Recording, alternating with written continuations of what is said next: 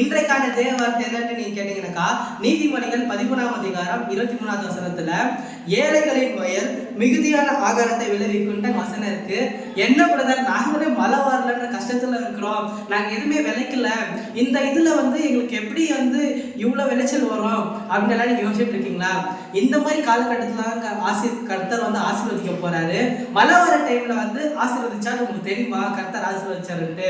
இப்போ மழை வந்தாக்கா நீங்க நினைக்கிறீங்க, ஓ மழை வந்தா தான் இவ்வளவு விளைச்சல் வந்துச்சுன்ட்டு.